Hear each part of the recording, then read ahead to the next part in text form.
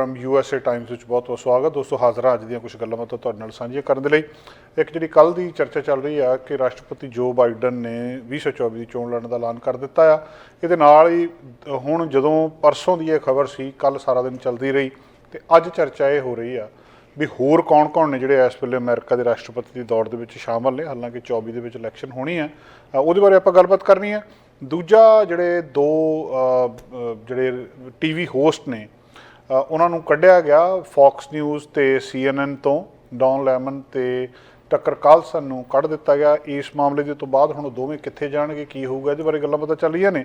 ਤੇ social media ਦੇ ਉੱਤੇ ਕਿਸੇ ਨੂੰ ਬਲੌਕ ਕਰਨ ਸੰਬੰਧੀ ਸੁਪਰੀਮ ਕੋਰਟ ਫੈਸਲਾ ਕਰੂਗੀ ਵੀ ਕੋਈ ਅਫੀਸ਼ੀਅਲ, ਕੋਈ ਰਿਪਰੈਜ਼ੈਂਟੇਟਿਵ, ਸੈਨੇਟਰ, ਕੋਈ ਰਾਸ਼ਟਰਪਤੀ ਉਹ ਕਿਸੇ ਬੰਦੇ ਨੂੰ ਆਪਣੇ ਸੋਸ਼ਲ ਮੀਡੀਆ ਅਕਾਊਂਟ ਤੋਂ ਬਲੌਕ ਕਰ ਸਕਦਾ ਜਾਂ ਨਹੀਂ ਕਰ ਸਕਦਾ। ਇਹਦੇ ਬਾਰੇ ਗੱਲਬਾਤ ਅੱਜ ਆਪਾਂ ਪ੍ਰੋਗਰਾਮ ਦੇ ਵਿੱਚ ਕਰਨੀ ਹੈ। ਸਭ ਤੋਂ ਪਹਿਲੀ ਗੱਲਬਾਤ ਅਮਰੀਕਾ ਦੇ ਵਿੱਚ ਰਾਸ਼ਟਰਪਤੀ ਦੀ ਚੋਣ ਨੂੰ ਲੈ ਕੇ।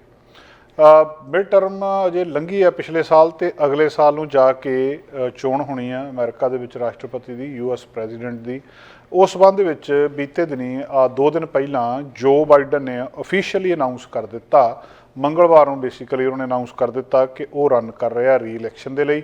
ਤੇ ਉਹਨਾਂ ਨੇ ਹਜੇ ਆਪਣੀ ਜੌਬ ਫਿਨਿਸ਼ ਨਹੀਂ ਕੀਤੀ। ਭਾਵ ਉਹ ਕਹਿੰਦੇ ਜਿੱਦਾਂ ਦਾ ਮੈਂ ਅਮਰੀਕਾ ਨੂੰ ਦੇਖਣਾ ਚਾਹੁੰਦਾ, ਇਸ ਮਾਮਲੇ ਦੇ ਵਿੱਚ ਹਜੇ 4 ਸਾਲ ਉਹਨਾਂ ਨੂੰ ਹੋਰ ਚਾਹੀਦੇ ਆ। ਤੇ ਇਹ ਲੜਨਾ ਉਹਨਾਂ ਨੇ ਪਹਿਲਾਂ ਹੀ ਸੀ, ਪਤਾ ਸੀ ਪਹਿਲਾਂ ਸਾਰਿਆਂ ਨੂੰ। ਉਹਨਾਂ ਦੀ ਪਤਨੀ ਜਿਲ ਬਾਈਡਨ ਨੇ ਵੀ ਪਹਿਲਾਂ ਐਲਾਨ ਕੀਤਾ ਸੀ ਵੀ ਇਹਨਾਂ ਨੇ ਆਪਣੀ ਜੌਬ ਅਜੇ ਫਿਨਿਸ਼ ਨਹੀਂ ਕੀਤੀ। ਇਹਦਾ ਮਤਲਬ ਇਹ ਸੀ ਕਿ ਅੱਗੇ ਇਲੈਕਸ਼ਨ ਲੜਨਗੇ। ਹੁਣ ਦੂਜਾ ਸਿੱਧੀ ਗੱਲ ਆ ਵੀ ਜੇ ਇਲੈਕਸ਼ਨ ਲੜਦੇ ਆ ਤਾਂ ਪਹਿਲੀ ਗੱਲ ਤਾਂ ਇਹ ਆ ਵੀ ਇਹਨਾਂ ਦੀ ਜਿਹੜੀ ਪਾਰਟੀ ਆ ਡੈਮੋਕ੍ਰੈਟਸ ਨੇ, ਉਹ ਇਹਨਾਂ ਨੂੰ ਮੰਨਦੇ ਆ ਕੈਂਡੀਡੇਟ। ਦੂਜੇ ਨੰਬਰ ਦੇ ਉੱਤੇ ਇਹਨਾਂ ਦੇ ਵਿਰੋਧ ਦੇ ਵਿੱਚ ਕੌਣ ਹੋਊਗਾ? ਵਿਰੋਧ ਦੇ ਵਿੱਚ ਦੂਜੀ ਪਾਰਟੀ ਜਿਹੜੇ ਰਿਪਬਲਿਕਨ ਨੇ, ਉਹਨਾਂ ਦੇ ਜਿਹੜੇ ਸਭ ਤੋਂ ਵੱਧ ਚਰਚਾ ਵਾਲੇ ਨੇ ਉਹ ਡੋਨਲਡ ਟਰੰਪ ਨੇ। ਕਿ ਉਹਨਾਂ ਨੂੰ ਉਹਨਾਂ ਦੀ ਪਾਰਟੀ ਨੋਮੀਨੇਸ਼ਨ ਦੇ ਵਿੱਚ ਮੰਨਦੀ ਹੈ। ਸੋ ਇਹਦੇ ਬਾਰੇ ਅੱਜ ਆਪਾਂ ਗੱਲਾਂ ਬਾਤਾਂ ਕਰਨੀਆਂ ਕਿ ਕਿਹੜੇ ਪ੍ਰਮੁੱਖ ਉਮੀਦਵਾਰ ਹੋ ਸਕਦੇ ਆ ਤੇ ਕਿਹਨਾਂ ਦੇ ਵਿੱਚ 2024 ਦੇ ਵਿੱਚ ਲੜਾਈ ਹੋ ਸਕਦੀ ਆ। ਇਸ਼ੂ ਕਿਹੜੇ ਨੇ ਅਮਰੀਕਾ ਦੇ ਵਿੱਚ ਜਿਨ੍ਹਾਂ ਦੇ ਉੱਤੇ ਵੋਟਾਂ ਪੈਣੀਆਂ। ਕੀ ਲੋਕ ਖੁਸ਼ ਨੇ ਰਾਸ਼ਟਰਪਤੀ ਜੋ ਬਾਈਡਨ ਨਾਲ? ਦੂਜੀ ਵਾਰੀ ਚੁਣ ਲੈਣਗੇ? ਇਹਨਾਂ ਨੂੰ ਬਹੁਤ ਵਾਰੀ ਹੋਇਆ, 1-2 ਵਾਰੀ ਰਾਸ਼ਟਰਪਤੀ ਉਸੇ ਨੂੰ ਉੱਥੇ ਚੁਣ ਲਿਆ ਗਿਆ। ਕਿਤੇ ਨਾ ਕਿਤੇ ਇਹ ਵੀ ਗੱਲਬਾਤ ਸਾਹਮਣੇ ਆਉਂਦੀ ਆ ਕਿ ਜੋ ਬਾਈਡਨ ਪਹਿਲਾਂ ਹੀ ਅਮਰੀਕਾ ਦੇ ਸਭ ਤੋਂ ਵੱਡੀ ਉਮਰ ਦੇ ਰਾਸ਼ਟਰਪਤੀ ਨੇ। ਤੇ ਜੇ ਹੁਣ ਦੂਜੀ ਵਾਰੀ ਬਣ ਗਏ ਤਾਂ ਇਹਦਾ ਮਤਲਬ ਜਦੋਂ ਉਹਨਾਂ ਨੇ ਫਿਰ ਦੂਜੀ ਟਰਮ ਪੂਰੀ ਕਰਨੀ ਹੈ ਉਸ ਵੇਲੇ 86 ਸਾਲਾਂ ਦੇ ਹੋਣਾ। ਅਮਰੀਕਾ ਦੇ ਵਿੱਚ ਕੋਈ ਇੰਨੀ ਉਮਰ ਵਾਲਾ ਬੰਦਾ ਰਾਸ਼ਟਰਪਤੀ ਰਿਹਾ ਹੋਵੇ ਪਹਿਲਾਂ ਇਤਿਹਾਸ ਦੇ ਵਿੱਚ ਕਦੇ ਆਉਂਦਾ ਨਹੀਂ।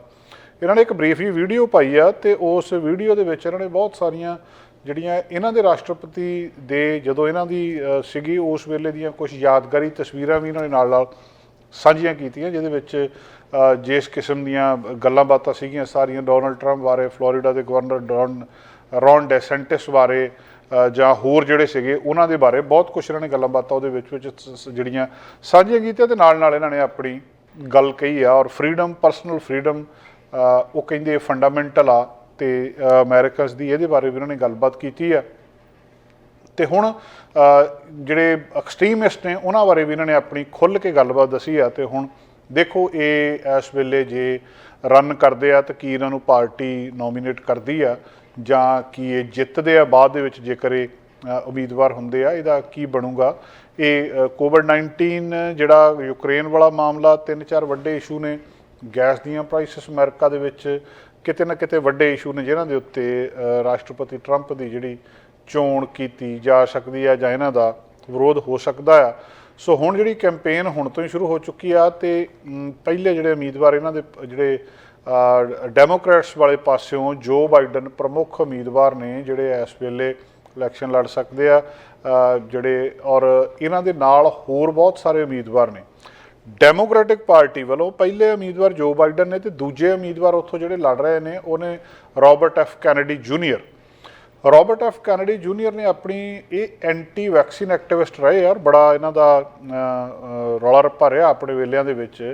ਇਹ ਜਿਹੜੇ ਅਮਰੀਕਾ ਦੇ ਸਾਬਕਾ ਰਾਸ਼ਟਰਪਤੀ ਹੈਗੇ ਨੇ ਜੌਨ ਐਫ ਕੈਨੇਡੀ, ਉਹਨਾਂ ਦੇ ਭਤੀਜੇ ਦੱਸਦੇ ਆ। ਤੇ ਇਹਨਾਂ ਨੇ ਆਪਣੀ ਕੈਂਡੀਡੇਸੀ ਅਪ੍ਰੈਲ ਦੇ ਵਿੱਚ ਹੀ ਲਾਂਚ ਕਰ ਦਿੱਤੀ ਸੀ। ਕਾਫੀ ਸਪੋਰਟ ਇਹਨਾਂ ਨੂੰ ਦੱਸਦੇ ਆ। 14% ਡੈਮੋਕ੍ਰੈਟਸ ਪ੍ਰਾਇਮਰੀ ਵੋਟਰਸ ਇਹਨਾਂ ਦੇ ਨਾਲ ਨੇ ਤੇ ਕਾਫੀ ਇੱਕ ਸਟਰੋਂਗ ਉਮੀਦਵਾਰ ਜਿਹੜੇ ਇਹ ਮੰਨੇ ਜਾ ਰਹੇ ਆ ਕਿਉਂਕਿ ਸਿਆਸਤ ਦੇ ਨਾਲ ਇਹਨਾਂ ਦੇ ਘਰ ਦਾ ਪੁਰਾਣਾ ਸੰਬੰਧ ਆ। ਇਸ ਕਰਕੇ ਵੀ ਇਹਨਾਂ ਨੂੰ ਸਟਰੋਂਗ ਕੈਂਡੀਡੇਟ ਮੰਨਿਆ ਜਾ ਰਿਹਾ। ਜੌਨ ਐਫ ਕੈਨੇਡੀ ਦੇ ਭਤੀਜੇ ਲੱਗਦਾ ਆ ਕਿ ਇਹਨਾਂ ਨੇ ਵੀ ਇਹ ਤਕੜੀ ਟੱਕਰ ਜੋ ਬਾਈਡਨ ਨੂੰ ਇਸ ਮਾਮਲੇ ਦੇ ਵਿੱਚ ਦੇ ਸਕਦੇ ਆ। ਇਹਨਾਂ ਦੀ ਇੱਕ ਜਿਹੜੀ ਬੁੱਕ ਆ ਉਹ ਵੀ ਪਬਲਿਸ਼ ਹੋਈ ਸੀ, ਉਹਦੇ ਉੱਤੇ ਵੀ ਇਹਨਾਂ ਨੇ ਕਾਫੀ ਵਾਦ ਵਿਵਾਦ ਉਸ ਕਿਤਾਬ ਦੇ ਉੱਤੇ ਵੀ ਹੋਏ ਸੀ। ਦੂਜੇ ਪਾਸੇ ਜੇ ਤੁਸੀਂ ਇਹ ਲਾ ਲਓ ਕਿ ਜਿਹੜਾ ਰਿਪਬਲਿਕਨ ਵੱਲੋਂ ਪ੍ਰਮੁੱਖ ਰੂਪ ਦੇ ਵਿੱਚ ਇਸ ਵੇਲੇ ਡੋਨਲਡ ਟਰੰਪ ਨੇ। ਟਰੰਪ ਦੇ ਮਾਮਲੇ ਦੇ ਵਿੱਚ ਇੱਕ ਤਾਂ ਉਹਨਾਂ ਦੀ ਜਿਹੜੀ ਇੰਡਿਕਟਮੈਂਟ ਹੋਈ ਆ ਬਹੁਤ ਸਾਰੇ ਕੇਸਾਂ ਦੇ ਵਿੱਚ, ਉਹ ਉਹਨਾਂ ਦੇ ਵਿੱਚ ਅੜਿੱਕਾ ਬਣਦੀ ਆ। ਲੋਕ ਮਤਲਬ ਸਵੀਕਾਰ ਕਰਦੇ ਆ ਜਾਂ ਨਹੀਂ ਕਰਦੇ ਆ। ਇੱਕ ਟਰਮ ਇਹਨਾਂ ਨੇ US ਦੇ ਪ੍ਰੈਜ਼ੀਡੈਂਟ ਰਹੇ ਆ, ਤੇ ਇਹਨਾਂ ਨੇ ਜਿਹੜੀ ਡੈਮੋਕ੍ਰੈਟਿਕ ਕੈਂਡੀਡੇਟ ਸੀ ਉਸ ਵੇਲੇ ਹਿਲਰੀ ਕਲਿੰਟਨ 2016 ਦੇ ਵਿੱਚ ਉਹਨਾਂ ਨੂੰ ਹਰਾਇਆ ਸੀ। ਇਹਨਾਂ ਨੇ ਆਪਣੀ ਕੰਪੇਨ ਨਵੰਬਰ 'ਚ ਸ਼ੁਰੂ ਕਰ ਦਿੱਤੀ ਆ। ਜਦੋਂ ਬਾਈਡਨ ਨੂੰ ਹਾਰੇ ਸੀ 2020 ਦੇ ਵਿੱਚ, ਇਹਨਾਂ ਨੇ ਸਾਰੇ ਇਲੈਕਸ਼ਨ ਰਿਜ਼ਲਟ ਨੂੰ ਓਵਰਟਰਨ ਕਰਨ ਦੀ ਕੋਸ਼ਿਸ਼ ਕੀਤੀ ਸੀ ਔਰ ਇਹ ਕਿਹਾ ਸੀ ਵੀ ਇਹ ਸਾਰੇ ਦੇ ਸਾਰੇ ਜਿਹੜੀ ਆ ਧੋਖੇ ਨਾਲ ਮੈਨੂੰ ਹਰਾਇਆ ਗਿਆ, ਅਸਲ ਦੇ ਵਿੱਚ ਮੈਂ ਜਿੱਤ ਗਿਆ ਸੀ। ਫਿਰ ਇਹਨਾਂ ਨੇ ਕਿਹਾ ਸੀ ਕਿ ਆਪਣੀ ਕੰਟਰੀ ਜਿਹੜੀ ਆ ਲੋਕਾਂ ਨੂੰ ਅਪੀਲ ਕੀਤੀ ਵਾਪਸ ਲਓ। ਲੋਕ ਭੜਕ ਗਏ ਤੇ 6 ਜਨਵਰੀ ਨੂੰ ਕੈਪੀਟਲ ਹਿੱਲ ਦੇ ਉੱਤੇ ਲੋਕਾਂ ਨੇ ਇਕੱਠੇ ਹੋ ਕੇ ਹਮਲਾ ਕਰ ਦਿੱਤਾ ਤੇ ਗੱਲਬਾਤ ਵੱਧਦੀ ਇੱਥੇ ਤੱਕ ਚਲੀ ਗਈ। ਹੁਣ ਉਹ ਅਜੇ ਤੱਕ ਇਹਨਾਂ ਦਾ ਚੀਜ਼ਾਂ ਪਿੱਛਾ ਨਹੀਂ ਛੱਡ ਰਹੀਆਂ। ਚਾਹੇ ਇੱਕ ਪੌਰਨ ਸਟਾਰ ਨੂੰ ਪੈਸੇ ਦੇਣ ਦੇ ਮਾਮਲੇ ਦੇ ਵਿੱਚ ਇਹਨਾਂ ਦੀ ਨਿਊਯਾਰਕ ਦੇ ਵਿੱਚ ਜਿਹੜੀ ਇੰਡਿਕਟਮੈਂਟ ਹੋਈ ਆ ਉਹ ਮਾਮਲਾ ਹੋਵੇ, ਜਾਂ ਇਹਨਾਂ ਦੇ ਟੈਕਸ ਦੀਆਂ ਗੱਲਾਂ ਬਾਤਾਂ ਸਾਹਮਣੇ ਹੋਣ ਕਿ ਡੋਨਲਡ ਟਰੰਪ ਐਡੇ ਵੱਡੇ ਬਿਜ਼ਨਸਮੈਨ ਆ ਤੇ ਸਾਲ ਦੇ ਵਿੱਚ $750 ਹੀ ਟੈਕਸ ਬਣਦਾ ਇਹਨਾਂ ਦਾ। ਉਹ ਕਹਿੰਦੇ ਮੈਂ ਗੈਰ ਕਾਨੂੰਨੀ ਕੁਛ ਨਹੀਂ ਕੀਤਾ।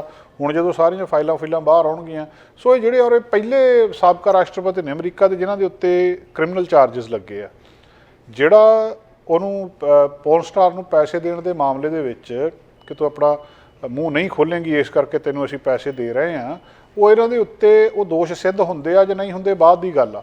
ਦੋਸ਼ ਲੱਗ ਗਏ, ਇਹੀ ਬਹੁਤ ਵੱਡੀ ਗੱਲ ਆ ਕਿ ਕਿਸੇ ਵੀ ਅਮਰੀਕਾ ਦੇ ਸਾਬਕਾ ਰਾਸ਼ਟਰਪਤੀ ਦੇ ਉੱਤੇ ਐਡਾ ਵੱਡਾ ਦੋਸ਼ ਲੱਗ ਜਾਣਾ ਆਪਣੇ ਆਪ ਦੇ ਵਿੱਚ ਹੀ ਬਹੁਤ ਵੱਡੀ ਇੱਕ ਗੱਲਬਾਤ ਆ।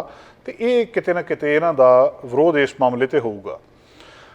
ਹੁਣ ਰਿਪਬਲਿਕਨ ਦੇ ਵਿੱਚ ਡੋਨਲਡ ਟਰੰਪ ਨੂੰ ਟੱਕਰ ਦੇਣ ਵਾਲਾ ਜਿਹੜਾ ਵਿਅਕਤੀ ਹੈਗਾ ਉਹ ਰੌਨ ਡਿਸੈਂਟਿਸ ਆ। ਰੌਨ ਡਿਸੈਂਟਿਸ ਫਲੋਰੀਡਾ ਦੇ ਗਵਰਨਰ ਨੇ ਤੇ ਇਹ ਵੀ ਬਹੁਤ ਸਟਰੋਂਗ ਲੀਡਰ ਨੇ। ਸੋ ਇੱਕ ਪਾਰਟੀ ਦੇ ਵਿੱਚ ਹੀ ਵੱਡੇ ਲੀਡਰ ਨੇ, ਇੱਕ ਦੂਜੇ ਦੇ ਨਾਲ ਹੀ ਚੱਲਦੇ ਆ। ਪਰ ਜਦੋਂ ਹੁਣ ਉਮੀਦਵਾਰ ਚੁਣਨਾ ਹੈ ਰਿਪਬਲਿਕਨ ਨੇ ਵੀ ਕਿਹੜੇ ਬੰਦੇ ਨੂੰ ਰਾਸ਼ਟਰਪਤੀ ਦੀ ਚੋਣ ਲਈ ਖੜਾ ਕਰਨਾ, ਤਾਂ ਉੱਥੇ ਡੋਨਲਡ ਟਰੰਪ ਦਾ ਜੇਕਰ ਸਭ ਤੋਂ ਵੱਡਾ ਕਹਿ ਲਓ ਵੀ ਜਿਹੜਾ ਇਹਨਾਂ ਦੇ ਨਾਲ ਖੜਾ ਹੋ ਸਕਦਾ ਤਾਂ ਰੌਨ ਡਿਸੈਂਟਿਸ ਆ। ਰੌਨ ਡਿਸੈਂਟਿਸ ਜਿਹੜੇ ਫਲੋਰੀਡਾ ਦੇ ਗਵਰਨਰ ਨੇ, ਇਹਨਾਂ ਨੇ ਹਜੇ ਤੱਕ ਆਪਣੀ ਕੈਂਡੀਡੇਸੀ ਅਨਾਊਂਸ ਨਹੀਂ ਕੀਤੀ, ਪਰ ਲੱਗਦਾ ਹੈ ਵੀ ਇਹ ਲੜਨਗੇ। ਬੜਾ ਕਲੀਅਰ ਆ, ਕਈ $1 ਮਿਲੀਅਨ ਇਹ ਐਡ ਦੇ ਉੱਤੇ ਹੁਣ ਤੱਕ ਲਾ ਚੁੱਕੇ ਆ 2024 ਦੀ ਇਸ ਨੋਮੀਨੇਸ਼ਨ ਦੇ ਉੱਤੇ।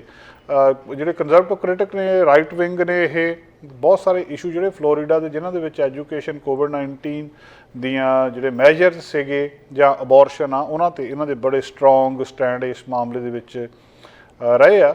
ਰੌਨ ਡਿਸੈਂਟਿਸ ਨੇ ਰਾਸ਼ਟਰਪਤੀ ਜੋ ਬਾਈਡਨ ਦੀ ਖਾਸ ਤੌਰ ਦੇ ਉੱਤੇ ਆਲੋਚਨਾ ਇਸ ਗੱਲ ਕਰਕੇ ਕੀਤੀ ਸੀ ਵੀ ਜਿਹੜਾ ਯੂਕਰੇਨ ਦੇ ਵਿੱਚ ਸਾਰੀ ਉਹਨਾਂ ਨੂੰ ਏਡ ਦੇ ਰਹੇ ਆ, ਉਹ ਸਾਡਾ ਮਸਲਾ ਨਹੀਂ ਆ, ਉਹ ਕਿ ਇਹ ਟੈਰੀਟੋਰੀਅਲ ਡਿਸਪਿਊਟ ਆ, ਨਾ ਕਿ ਇਹ ਕੋਈ ਨੈਸ਼ਨਲ ਸਿਕਿਉਰਿਟੀ ਦਾ ਇੰਟਰਸਟ ਆ ਅਮਰੀਕਾ ਦੇ ਲਈ।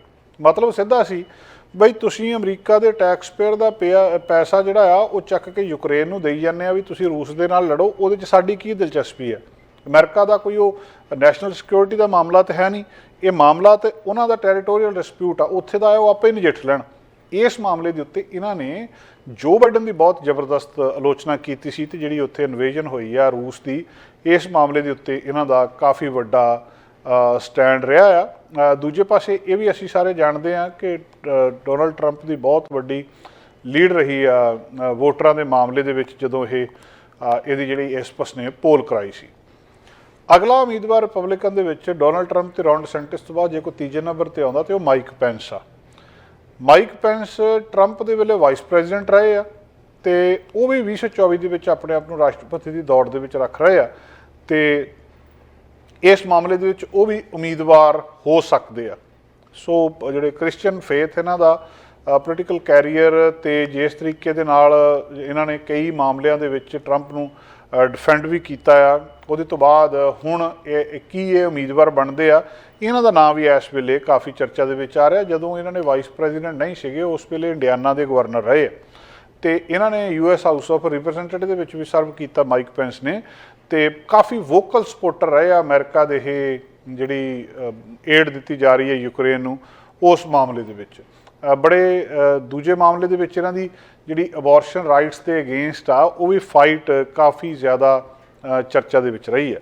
ਚੌਥਾ ਉਮੀਦਵਾਰ ਜੇ ਰਿਪਬਲਿਕਨ ਵੱਲੋਂ ਹੋ ਸਕਦਾ ਤੇ ਉਹ ਨਿੱਕੀ ਹੇਲੀ ਆ। ਅਸੀਂ ਜਾਣਦੇ ਹਾਂ ਕਿ ਸਾਬਕਾ US ਅੰਬੈਸਡਰ ਯੂਨਾਈਟਿਡ ਨੇਸ਼ਨ ਦੇ ਵਿੱਚ ਉਹਨਾਂ ਨੇ ਆਪਣੀ ਕੈਂਡੀਡੇਟਸੀ ਅਨਾਉਂਸ ਕਰ ਦਿੱਤੀ ਸੀ ਰਿਪਬਲਿਕਨ ਨੋਮੀਨੇਸ਼ਨ ਦੇ ਲਈ, ਔਰ ਕਾਫੀ ਚਿਰ ਪਹਿਲਾਂ ਫਰਵਰੀ ਦੇ ਵਿੱਚ ਨਿੱਕੀ ਹੈਲੀ ਨੇ ਅਨਾਉਂਸ ਕਰ ਦਿੱਤਾ ਸੀ। ਤੇ ਇਹ ਹੁਣ ਦੱਸਿਆ ਇਹ ਜਾ ਰਿਹਾ ਕਿ ਇਹ ਅਟੈਕ ਡੋਨਲਡ ਟਰੰਪ ਦੇ ਉੱਤੇ ਵੀ ਉਹਨਾਂ ਦੀ ਏਜ ਕਰਕੇ ਕਰ ਰਹੇ ਆ, ਤੇ ਇਹ ਕਹਿੰਦੇ ਆ ਵੀ ਸਾਨੂੰ ਜਿਹੜਾ ਅਗਲੀ ਜਨਰੇਸ਼ਨ ਆ ਉਹਨੂੰ ਅੱਗੇ ਆਉਣਾ ਚਾਹੀਦਾ, time for a new generation Republican leadership ਦੇ ਲਈ। ਇੰਡੀਅਨ ਇਮੀਗ੍ਰੈਂਟਸ ਪੰਜਾਬੀ ਪਰਿਵਾਰ ਦੀ ਇੱਕ ਕੁੜੀ ਨਿੱਕੀ ਹੈਲੀ, ਤੇ ਜਿਹਨੇ ਗਵਰਨਰ ਰਹੀ ਆ ਸਟੇਟ ਆਫ ਸਾਊਥ ਕੈਰੋਲੀਨਾ ਦੀ 2011 ਤੋਂ ਲੈ ਕੇ 2017 ਤੱਕ, ਤੇ ਉਹਦੇ ਤੋਂ ਬਾਅਦ UN ਦੇ ਵਿੱਚ ਰਹੀ ਆ ਟਰੰਪ ਐਡਮਿਨਿਸਟ੍ਰੇਸ਼ਨ ਵੇਲੇ, ਜਿਹੜੀ ਕਾਫੀ ਮੁੱਦਿਆਂ ਦੇ ਉੱਤੇ ਕਾਫੀ ਵੱਡਾ ਇਹਨਾਂ ਦਾ ਨਾਮ ਮੰਨਿਆ ਜਾ ਰਿਹਾ। ਸੋ ਨਿੱਕੀ ਹੈਲੀ ਵੀ ਇੱਕ ਸਟਰੋਂਗ ਉਮੀਦਵਾਰ ਰਿਪਬਲਿਕਨ ਵਾਲੇ ਪਾਸੇ। ਅਗਲੇ ਉਮੀਦਵਾਰ ਇਹਦੇ ਵਿੱਚ ਟਿਮ ਸਕਾਟ ਹੋ ਸਕਦੇ ਆ, ਇਹ ਰਿਪਬਲਿਕਨ ਸੈਨੇਟਰ ਨੇ।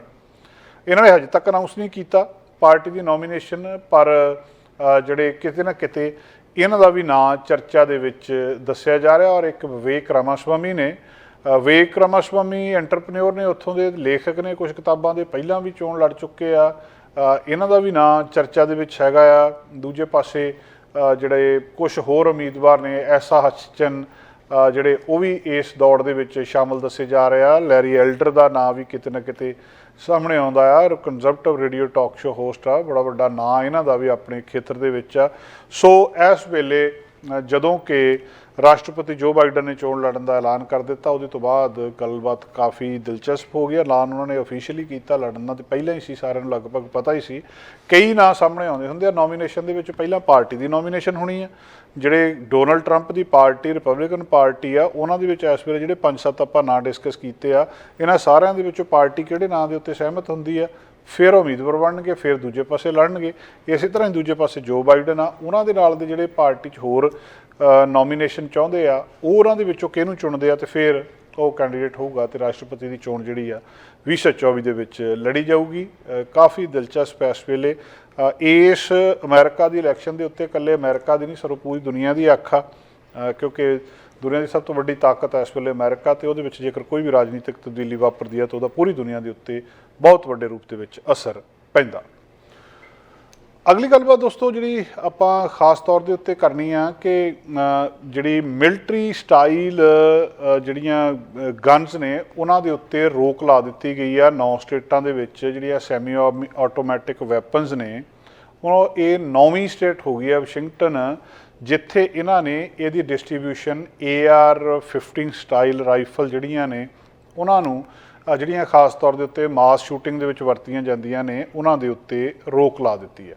ਇੱਕ ਨਵਾਂ ਲਾ ਜਿਹੜਾ ਵਾਸ਼ਿੰਗਟਨ ਦੇ ਵਿੱਚ ਹੋਇਆ, ਤੇ ਜਿਹੜੇ ਸਭ ਤੋਂ ਜ਼ਿਆਦਾ ਮਤਲਬ ਸਟਰੋਂਗੈਸਟ ਗਨ ਕੰਟਰੋਲ ਮੈਜਰਸ ਜਿਹੜੇ ਨੇਸ਼ਨ ਦੇ ਵਿੱਚ ਦੱਸੇ ਜਾ ਰਹੇ ਆ, ਜਿਹਦੇ ਵਿੱਚ 10 ਦਿਨ ਦਾ ਵੇਟਿੰਗ ਪੀਰੀਅਡ ਆ ਇੱਕ ਗਨ ਨੂੰ ਖਰੀਦਣ ਦੇ ਲਈ, ਤੇ ਗਨ ਸੇਫਟੀ ਟ੍ਰੇਨਿੰਗ ਉਹਦੇ ਵਿੱਚ ਜ਼ਰੂਰੀ ਆ। ਤੇ ਪ੍ਰੋਵੀਜ਼ਨ ਇਹ ਵੀ ਆ ਕਿ ਸਟੇਟ ਅਟਾਰਨੀ ਜਨਰਲ ਜਾਂ ਜਿਹੜੇ ਕੰਜ਼ਿਊਮਰਸ ਨੇ ਉਹ ਸੂ ਕਰ ਸਕਦੇ ਆ ਗਨ ਬਣਾਉਣ ਵਾਲੇ ਨੂੰ, ਗਨ ਮੈਨੂਫੈਕਚਰ ਨੂੰ, ਜਾਂ ਗਨ ਡੀਲਰ ਨੂੰ ਪਬਲਿਕ ਨਿਊਸੈਂਸ ਲਾ ਦੇ ਥੱਲੇ, ਜੇਕਰ ਜਿਹੜੀ ਇਸ ਮਾਮਲੇ ਦੇ ਵਿੱਚ ਮਤਲਬ ਉਹ ਜਿਹੜੀ ਬੰਦੂਕ ਆ ਕਿਸੇ ਮਾਈਨਰ ਦੇ ਹੱਥਾਂ ਵਿੱਚ ਚਲੇ ਜਾਂਦੀ ਹੈ, ਜਾਂ ਕਿਸੇ ਖਤਰਨਾਕ ਬੰਦੇ ਦੇ ਹੱਥਾਂ ਵਿੱਚ, ਜਿਹੜਾ ਕੋਈ ਡੇਂਜਰਸ ਇੰਡੀਵਿਜੂਅਲ ਆ ਉਹਦੇ ਕੋਲ ਗਨ ਚਲੀ ਜਾਂਦੀ ਹੈ, ਉਸ ਕੇਸ ਦੇ ਵਿੱਚ ਡੀਲਰ ਨੂੰ ਜਾਂ ਗਨ ਬਣਾਉਣ ਵਾਲੇ ਨੂੰ ਸੂ ਕੀਤਾ ਜਾ ਸਕਦਾ। ਜਿਹੜੇ ਗਨ ਰਾਈਟਸ ਨੇ, ਇਹ ਜਿਹੜਾ ਲਾਸਟ ਚੈਲੰਜ ਵੀ ਸੈਮੀ ਆਟੋਮੈਟਿਕ ਰਾਈਫਲ ਬੈਨ ਦੇ ਵਿਰੋਧ ਦੇ ਵਿੱਚ ਹੋਇਆ ਸੀ, ਤੇ ਜਿਹੜੇ ਕਿ ਸੈਕੰਡ ਅਮਰੀਕਨ ਰਾਈਟਸ ਆ ਉਹਦੇ ਨਾਲ ਕਿਤੇ ਨਾ ਕਿਤੇ ਇੰਟਰਫੀਅਰ ਵੀ ਕਰਦੇ ਆ। ਅਮਰੀਕਾ ਦੇ ਵਿੱਚ ਗਨਸ ਹਮੇਸ਼ਾ ਹੀ ਚਰਚਾ ਦਾ ਮੁੱਦਾ ਰਹੀਆਂ, ਚਾਹੇ ਰਾਸ਼ਟਰਪਤੀ ਦੀ ਇਲੈਕਸ਼ਨ ਹੋਵੇ, ਚਾਹੇ ਆਮ ਹਾਲਤਾਂ ਹੋਣ, ਉੱਥੇ 2-4 ਮਾਮਲੇ ਹਮੇਸ਼ਾ ਹੀ ਚਰਚਾ ਦੇ ਵਿੱਚ ਰਹਿੰਦੇ ਆ, ਅਬੋਰਸ਼ਨ, ਤੇ ਦੂਜਾ ਜਿਹੜਾ ਉੱਥੇ ਇਸ ਵੇਲੇ ਗਨਸ ਦਾ ਆ। ਗਨਸ ਦੇ ਉੱਤੇ ਇੱਕ ਧਿਰ ਬਹੁਤ ਵੱਡੀ ਸਪੋਰਟ ਕਰਦੀ ਆ ਵੀ ਬੰਦੂਕਾਂ ਹੋਣੀਆਂ ਚਾਹੀਦੀਆਂ। ਅਮਰੀਕਾ ਦਾ ਕਲਚਰ ਆ, ਜਿੱਦਾਂ ਲੋਕ ਆਪਣੇ ਪੀੜ੍ਹੀਆਂ ਦੇ ਦਰ ਪੀੜ੍ਹੀ ਗਹਿਣੇ ਇੱਕ ਦੂਜੇ ਨੂੰ ਟਰਾਂਸਫਰ ਕਰਦੇ ਆ, ਇਹ ਬੰਦੂਕਾਂ ਕਰਦੇ ਆ। 100 ਬੰਦੇ ਦੇ ਪਿੱਛੇ 120 ਬੰਦੂਕਾਂ ਨੇ ਅਮਰੀਕਾ ਦੇ ਵਿੱਚ। ਦੁਨੀਆ ਦੇ ਵਿੱਚ ਪਰ ਕੈਪੀਟਸ ਆ, ਜੇਕਰ ਹਥਿਆਰ ਦੇਖਣੇ ਹੁਣ ਸਭ ਤੋਂ ਜ਼ਿਆਦਾ ਅਮਰੀਕਾ ਦੇ ਵਿੱਚ ਆ। ਇਹਨਾਂ ਦਾ ਸਟਾਈਲ ਆ, ਇਹ ਕਲਚਰ ਆ, ਸੱਭਿਆਚਾਰ ਆ ਉਹਨਾਂ ਦਾ, ਉਹ ਰੱਖਦੇ ਆ ਬੰਦੂਕਾਂ। ਜਿਹੜਾ ਹੁਣ ਇਹ ਜਿਹੜੀਆਂ ਬਹੁਤ ਸਾਰੀਆਂ ਸਟੇਟਸ ਨੇ, ਖਾਸ ਕਰ ਜਿਨ੍ਹਾਂ ਦੇ ਵਿੱਚ ਡੈਮੋਕ੍ਰੈਟ ਪਾਰਟੀ ਆ ਜਾਂ ਉਹ ਗਵਰਨਰ ਨੇ, ਉਹਨਾਂ ਨੇ ਇਸ ਸਾਲ ਜਿਹੜੇ ਐਡਵਾਂਸਡ ਲੈਜਿਸਲੇਸ਼ਨ ਆ, ਗਨ ਲੈਜਿਸਲੇਸ਼ਨ ਆ, ਉਹ ਸਾਹਮਣੇ ਲੈ ਕੇ ਆਉਂਦੇ ਆ। ਜਿਹੜੇ ਰਿਪਬਲਿਕਨ ਆ ਉਹ ਦੂਜੇ ਉਲਟ ਪਾਸੇ ਜਾਂਦੇ ਆ। ਉਹਨਾਂ ਨੇ ਕਈ ਸਟੇਟਾਂ ਦੇ ਵਿੱਚ ਇਹੋ ਜਿਹੇ ਲੈਜਿਸਲੇਸ਼ਨ ਲੈ ਕੇ ਆਉਂਦੇ ਆ ਜਿਹਦੇ ਵਿੱਚ ਉਹਨਾਂ ਨੇ ਐਕਸੈਸ ਵਧਾ ਦਿੱਤੀ, ਕੋਈ ਬੰਦਾ ਵੀ ਹਥਿਆਰ ਰੱਖ ਸਕਦਾ, ਵੱਡਾ ਹਥਿਆਰ ਵੀ ਰੱਖ ਸਕਦਾ, ਬਿਨਾਂ ਪਰਮਿਟ ਤੋਂ ਵੀ ਰੱਖ ਸਕਦਾ, ਜਾਂ ਗਨ ਫਰੀ ਜ਼ੋਨਸ ਬਣਾ ਦਿੱਤੇ ਉਹਨਾਂ ਨੇ, ਬੈਕਗਰਾਊਂਡ ਚੈੱਕ, ਰੈੱਡ ਫਲੈਗ ਲਾਜ਼ ਜਿਹੜੇ ਹੈਗੇ ਆ, ਉਹ ਸਾਰਾ ਕੁਛ ਕਿਸੇ ਨਾ ਕਿਸੇ ਤਰ੍ਹਾਂ ਮਤਲਬ ਘੱਟ ਜਿਹੜੇ ਉਹਨਾਂ ਨੇ ਕੰਪਲੀਕੇਟਡ ਕੀਤਾ ਹੈ ਕਿ ਜ਼ਿਆਦਾ ਲੋਕਾਂ ਨੂੰ ਇਹ ਲਾਇਸੈਂਸ ਮਿਲ ਸਕਣ। ਜਿਹੜੀਆਂ ਅੱਧੀਆਂ ਸਟੇਟਸ ਨੇ ਜਿਹੜੀਆਂ ਲੋਕਾਂ ਨੂੰ ਹੈਂਡਗਨ ਬਿਨਾਂ ਪਰਮਿਟ ਦੇ ਰੱਖਣ ਦੀ ਅਲਾਓ ਕਰਦੀਆਂ ਆ, ਉਹ 16 ਸਟੇਟਸ ਨੇ ਜਿਹੜੀਆਂ ਉਹ 16 ਸਟੇਟ ਪਹੁੰਚ ਚੁੱਕੀਆਂ 2020 ਤੋਂ।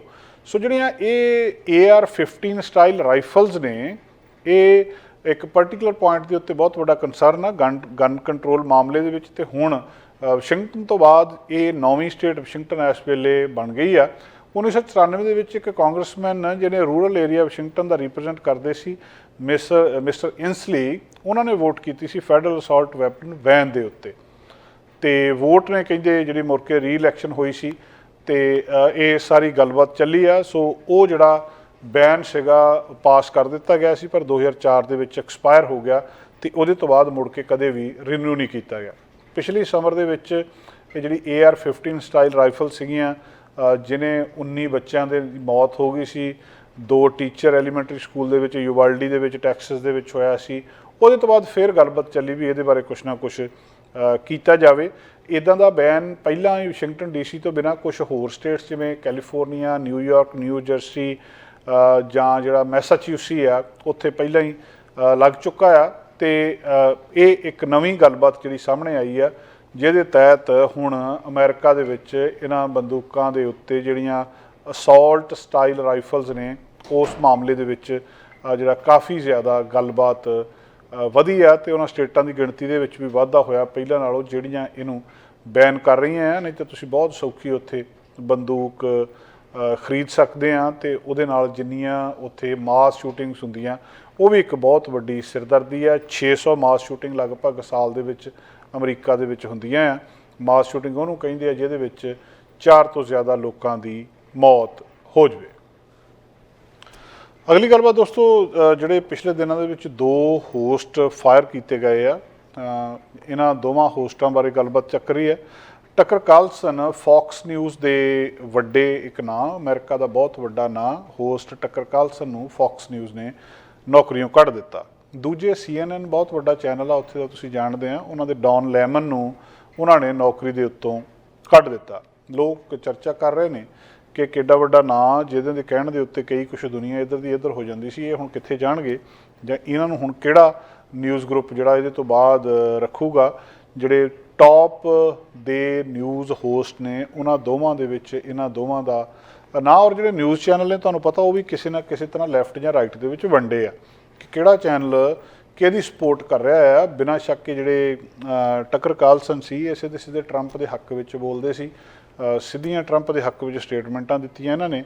ਔਰ ਜਦੋਂ ਜਿਹੜਾ ਰੌਲਾ ਰੱਪਾ ਪਿਆ ਸੀ ਇਲੈਕਸ਼ਨ ਦੇ ਵਿੱਚ ਰਿਜ਼ਲਟ ਜਾਂ ਇਲੈਕਸ਼ਨ ਓਵਰਟਰਨ ਕਰਨ ਦਾ, ਕਿ ਜਿਹੜੀਆਂ ਇਹ ਗੱਲਬਾਤ ਹੋਈ ਸੀ ਵੀ ਮਸ਼ੀਨਾਂ ਗਲਤ ਆ ਤੇ ਮਸ਼ੀਨਾਂ ਦੇ ਨਾਲ ਇਹ ਜਿਹੜਾ ਸਾਰਾ ਰੌਲਾ ਰੱਪਾ ਪਿਆ ਆ ਤੇ ਜਿਹੜੇ ਟਰੰਪ ਆ ਉਹ ਹਾਰ ਗਏ ਆ ਤੇ ਜੋ ਬਾਈਡਨ ਜਿੱਤ ਗਏ ਆ। ਟੱਕਰ ਕਾਰਲਸਨ ਉਹ ਰਿਪੋਰਟਰ ਸੀ ਜਿਹਨੇ ਬਾਰ-ਬਾਰ ਇਹ ਗੱਲ ਨਸ਼ਰ ਕੀਤੀ ਸੀ ਆਪਣੇ ਪ੍ਰੋਗਰਾਮ ਦੇ ਵਿੱਚੋਂ। ਤੇ ਉਹਦੇ ਤੋਂ ਬਾਅਦ ਫਿਰ ਨਤੀਜਾ ਇਹ ਹੋਇਆ ਸੀ ਕਿ ਫੌਕਸ ਨਿਊਜ਼ ਨੂੰ ਉਹਨਾਂ ਨੇ ਜਿਹੜਾ ਜਿਹੜਾ ਕੇਸ ਕੀਤਾ ਸੀ, ਸੂ ਕੀਤਾ ਸੀ ਤੇ ਜਿਹੜਾ ਕਿੰਨੇ ਮਿਲੀਅਨ ਡਾਲਰ ਇਹਨਾਂ ਨੂੰ ਉਸ ਮਾਮਲੇ ਦੇ ਵਿੱਚ ਦੇਣਾ ਪਿਆ। 787.5 ਮਿਲੀਅਨ ਡਾਲਰ ਇਹਨਾਂ ਨੂੰ ਜਿਹੜੀ ਫੌਕਸ ਨਿਊਜ਼ ਸੀ ਇਹਨਾਂ ਨੂੰ ਦੇਣਾ ਪਿਆ ਡੋਮੀਨੀਅਨ ਵੋਟਿੰਗ ਸਿਸਟਮ ਨੂੰ। ਇਹ ਇੱਕ ਬਹੁਤ ਵੱਡੀ ਗੱਲ ਸੀਗੀ ਤੇ ਉਸੇ ਚੱਕਰ ਦੇ ਵਿੱਚ ਇਹਨਾਂ ਨੇ ਫਿਰ ਇਹਨੂੰ ਜਿਹੜਾ ਆਪਣੇ ਟੱਕਰ ਕਾਰਲਸਨ ਸੀ ਇਹਨੂੰ ਕੱਢ ਦਿੱਤਾ। ਟੱਕਰ ਕਾਰਲਸਨ ਬਹੁਤ ਚਰਚਾ ਦੇ ਵਿੱਚ ਰਿਹਾ, ਸਿੱਧਾ ਸਪੋਰਟਰ ਰਿਹਾ ਟਰੰਪ ਦਾ। ਜਦੋਂ ਜਾਰਜ ਫਲੋਇਡ ਦੀ ਮੌਤ ਹੋਈ ਸੀ, ਉਹ ਡੌਕ ਸ਼ਵੇਨ ਜਿਹੜਾ ਇੱਕ ਪੁਲਿਸ ਆਫੀਸਰ ਸੀਗਾ, ਉਹਨੇ ਉਹਦੀ ਧੌਣ ਦੇ ਉੱਤੇ ਗੋਡਾ ਰੱਖ ਕੇ ਤੇ ਉਹਨੂੰ ਮਾਰ ਦਿੱਤਾ ਸੀ। ਤੇ ਬਾਅਦ ਦੇ ਵਿੱਚੋਂ ਪਤਾ ਲੱਗਿਆ ਵੀ ਉਹਦਾ ਜਿਹੜਾ ਵੀ ਬਲੈਕ ਲਾਈਵਸ ਮੈਟਰ ਤੇ ਫਿਰ ਕਿੰਨਾ ਕੁਛ ਉਹਦੇ ਤੋਂ ਬਾਅਦ ਹੋਇਆ। ਉਸ ਵੇਲੇ ਟੱਕਰ ਕਾਰਲਸਨ ਕਹਿੰਦਾ ਸੀ ਵੀ ਇਹਦੀ ਮੌਤ ਧੌਣ ਤੇ ਗੋਡਾ ਰੱਖਣ ਨਾਲ ਨਹੀਂ ਹੋਈ, ਇਹਦੀ ਮੌਤ ਡਰੱਗ ਨਾਲ ਹੋਈ ਆ। ਜਾਂ ਇਹ ਕਿਹਾ ਸੀ ਕਿ ਜਿਹੜਾ ਡਰੇਕ ਸ਼ਵੈਨ ਸੀ, ਜਿਹੜਾ ਪੁਲਿਸ ਅਫਸਰ, ਗੋਰਾ ਪੁਲਿਸ ਅਫਸਰ ਸੀ ਜਿਹਨੇ ਉਹਨੂੰ ਜਾਰਜ ਫਲੋਇਡ ਨੂੰ ਮਾਰਿਆ ਸੀ, ਵੀ ਇਹਨੇ ਇਹਨੂੰ ਨਹੀਂ ਮਾਰਿਆ, ਇਹ ਸਟੇਟਮੈਂਟ ਵੀ ਇਹਨੇ ਦਿੱਤੀ ਸੀ। ਤੇ ਦੂਜੇ ਨੰਬਰ ਤੇ ਉੱਤੇ ਜਿਹੜੀਆਂ ਮਸ਼ੀਨਾਂ ਦੇ ਉੱਤੇ ਸਿੱਧਾ ਦੋਸ਼ ਟੱਕਰ ਖਾਲਸਾ ਨੇ ਲਾਇਆ ਸੀ ਵੀ ਇਹ ਮਸ਼ੀਨਾਂ 'ਚ ਗੜਬੜ ਕਰਕੇ ਹੋਇਆ, ਤੇ ਉਹਨਾਂ ਨੇ ਫਿਰ ਮੁੜ ਕੇ ਇਹਨਾਂ ਤੇ ਕੇਸ ਕੀਤਾ ਸੀ, ਜਿਹਦੇ ਕਰਕੇ ਥੋੜ੍ਹਾ ਚਿਰ ਪਹਿਲਾਂ, ਥੋੜ੍ਹੇ ਗਿਣਤੀ ਦੇ ਦਿਨ ਪਹਿਲਾਂ ਹੀ ਫੌਕਸ ਨਿਊਜ਼ ਨੂੰ $787.5 ਮਿਲੀਅਨ ਦਾ ਜਿਹੜਾ ਜੁਰਮਾਨਾ ਕੀਤਾ ਗਿਆ ਜਾਂ ਇਹਨਾਂ ਦੇ ਨਾਲ ਸੈਟਲਮੈਂਟ ਕੀਤੀ ਗਈ। ਉਹਨਾਂ ਨੇ ਜਿਹੜਾ ਫਾਈਲ ਤਾਂ ਕਈ ਬਿਲੀਅਨ ਦਾ ਕੀਤਾ ਸੀਗਾ ਲਾ ਸੂਟ, ਪਰ 787.5 ਮਿਲੀਅਨ ਦੇ ਉੱਤੇ ਇਹਨਾਂ ਦੀ ਗੱਲਬਾਤ ਜਿਹੜੀ ਆ ਉਹ ਸਿਰੇ ਚੜ੍ਹ ਗਈ ਸੀ। ਸੋ ਇੱਕ ਵੱਡਾ ਇਹ ਜਿਹੜਾ ਗੱਲਬਾਤ ਅਮਰੀਕਾ ਦੇ ਵਿੱਚ, ਜਿੱਥੇ ਟੱਕਰ ਕਾਲਸਨ ਦਾ ਜ਼ਿਕਰ ਇੱਕ ਪਾਸੇ ਚੱਲ ਰਿਹਾ, ਉਹਦੇ ਨਾਲ ਹੀ ਡੌਨ ਲੈਮਨ ਦਾ ਜ਼ਿਕਰ ਵੀ ਦੂਜੇ ਪਾਸੇ ਚੱਲ ਰਿਹਾ। ਇਹ ਵੀ ਜਿਹੜਾ CNN ਦਾ ਇੱਕ long time host Don lemon, ਉਹਨੂੰ ਵੀ ਉਹਨਾਂ ਨੇ ਨੌਕਰੀ ਦੇ ਉੱਤੇ ਕੱਢ ਦਿੱਤਾ। ਸ਼ੁੱਕਰਵਾਰ ਸ਼ਾਮ ਨੂੰ ਜਦੋਂ ਫੌਕਸ ਨਿਊਜ਼ ਇਹਨੂੰ ਕੱਢ ਰਹੀ ਆ, ਤੇ ਦੂਜੇ ਪਾਸੇ ਦੇ ਨਾਲ ਹੀ ਡੌਨ ਲੈਮਨ ਨੂੰ ਵੀ ਨੌਕਰੀ ਦੇ ਉੱਤੋਂ ਕੱਢ ਦਿੱਤਾ ਗਿਆ। ਕਈ ਕੁਛ ਉਹਨਾਂ ਦਾ ਵੀ ਇਸ ਸੰਬੰਧ ਦੇ ਵਿੱਚ ਸਾਹਮਣੇ ਆਇਆ, ਜਿਹਦੀ ਹਜੇ ਤੱਕ ਜਾਂਚ ਪੜਤਾਲ ਜਿਹੜੀ ਕਿਸੇ ਨਾ ਕਿਸੇ ਤਰ੍ਹਾਂ ਚੱਲ ਰਹੀ ਹੈ। ਲੋਕ ਸਵਾਲ ਕਰ ਰਹੇ ਆ ਵੀ ਇਹ ਹੁਣ ਦੋਵੇਂ ਵੱਡੇ ਹੋਸਟ ਕੇਸ ਪਾਸੇ ਜਾਣਗੇ, ਔਰ ਕਈ ਸਾਲਾਂ ਤੋਂ ਇਹਨਾਂ ਦੇ ਆਪਣੇ ਸ਼ੋਅ ਜਿਹੜੇ ਇਹਨਾਂ ਸ਼ੋਅ TV ਚੈਨਲਸ ਦੇ ਉੱਤੇ ਆਉਂਦੇ ਰਹੇ ਆ। ਦੋ ਹੀ ਵੱਡੇ ਨਾਂ, ਤੇ ਦੋਵਾਂ ਨੂੰ ਇਹਨਾਂ CNN ਨੇ ਡੌਨ ਲੈਮਨ ਨੂੰ ਤੇ ਫੌਕਸ ਨਿਊਜ਼ ਨੇ ਟੱਕਰ ਕਾਲਸਨ ਨੂੰ ਨੌਕਰੀ ਦੇ ਉੱਤੋਂ ਕੱਢ ਦਿੱਤਾ। ਦੋਸਤੋ, ਇਹਦੇ ਨਾਲ ਹੀ ਅੱਜ ਦਾ ਪ੍ਰੋਗਰਾਮ ਇੱਥੇ ਸਮਾਪਤ ਕਰਦੇ ਹਾਂ, ਤੇ ਆਪਾਂ ਕੱਲ੍ਹ ਫਿਰ ਹਾਜ਼ਰ ਹੋਵਾਂਗੇ ਕੱਲ੍ਹ ਦੀਆਂ ਕੁਝ ਨਵੀਆਂ ਗੱਲਾਂ ਬਾਤਾਂ ਨਾਲ, ਕੱਲ੍ਹ ਦੇ ਕੁਝ ਨਵੇਂ ਮੁੱਦਿਆਂ ਨਾਲ। ਹੁਣ ਤੁਸੀਂ ਦੇਖ ਸਕਦੇ ਹੋ ਗਲੋਬਲ ਪੰਜਾਬ ਟੀਵੀ ਨੂੰ ਡਾਊਨਲੋਡ ਕਰੋ ਸਾਡੀ ਐਪ ਐਂਡਰੋਇਡ ਜਾਂ iOS ਤੇ ਫ੍ਰੀ ਵਿੱਚ, roku ਅਤੇ Amazon Fire TV ਤੇ ਜਾਂ Apple TV ਤੇ। ਨਾਲ ਹੀ ਦੇਖ ਸਕਦੇ ਹੋ ਲਾਈਵ ਸਟ੍ਰੀਮਿੰਗ www.globalpunjabtv.com ਤੇ।